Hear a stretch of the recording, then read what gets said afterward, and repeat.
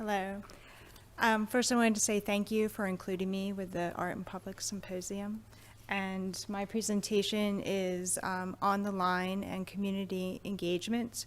On the Line was part of the University of California, Riverside and the Community of Riverside programming, and it included art, performance, and research about ecology and clotheslines.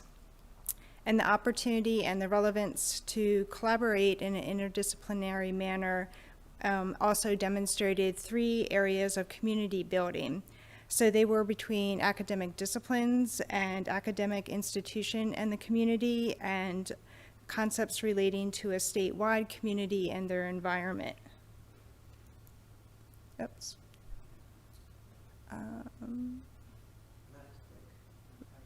Oh, I'm a Mac user. So my presentation in the brief time will cover background and the evolution of the project, forms of community involvement in the 2016 project, and then theory and practice of the project for my project, the Artist Project, which was a public raffle, and the interdisciplinary methods, documentation of that project, and related research. So the background of the project started about 2013 with Dr. Susan Osman, who's an anthropologist and artist. And these are from her observations of clotheslines from Africa, Europe, and the US. And she moved back to the state of California and realized that community associations kind of disapproved of clotheslines in the backyard or off balconies. They thought that they were unsightly, or they were related to low-income background areas. So she created this expressionist style painting series. This is one of the paintings. And it related to observations, investigations of the loss of clotheslines in the California landscape. So from this body of work that had a solo exhibition, she began to integrate other concepts related to lines, like lines of communication and things. So it kind of expanded a little bit into this graduate seminar. And there was 2 graduate seminars in 2014 and 2015, and they included the University of California, Riverside graduate students. Both seminars were held in a gallery environment, and this is a performance that is happening in one of those galleries.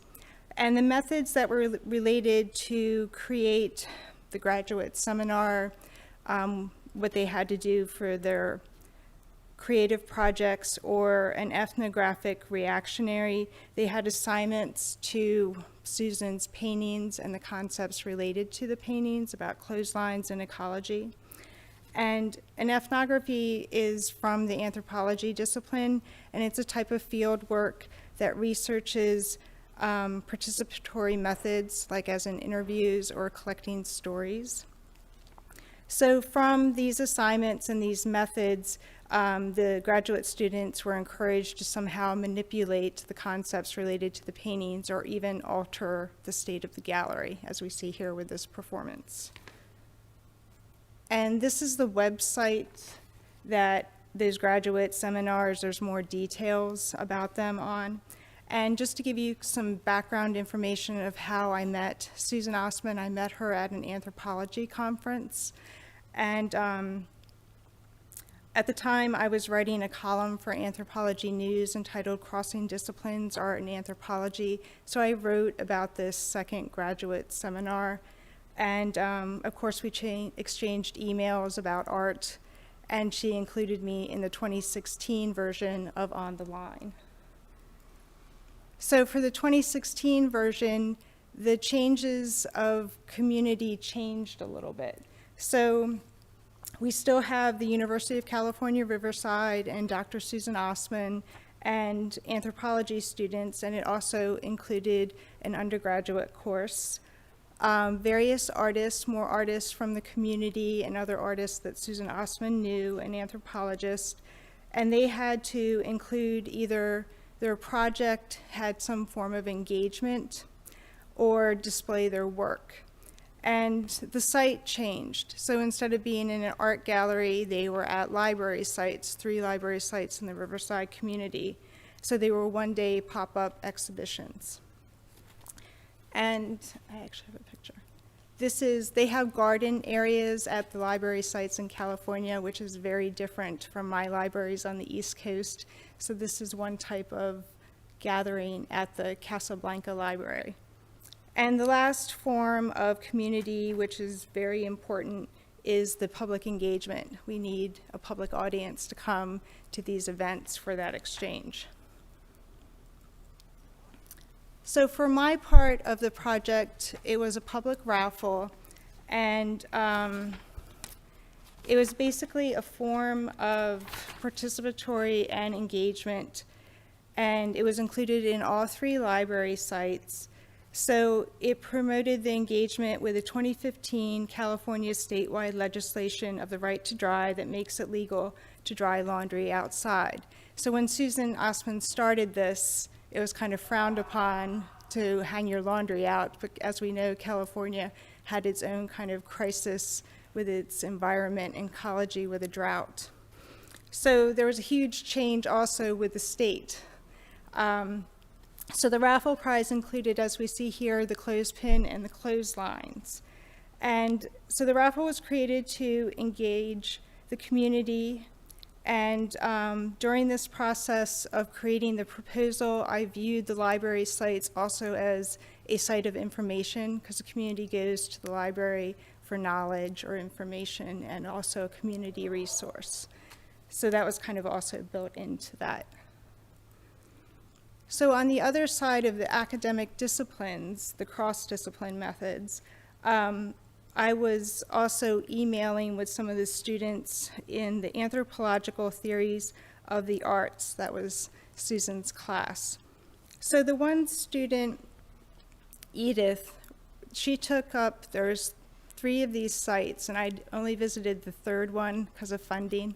But the first 2 sites, she managed the public raffle, and she was also very familiar with the demographics of the Riverside community. So she included a bilingual approach, as we see in this sign.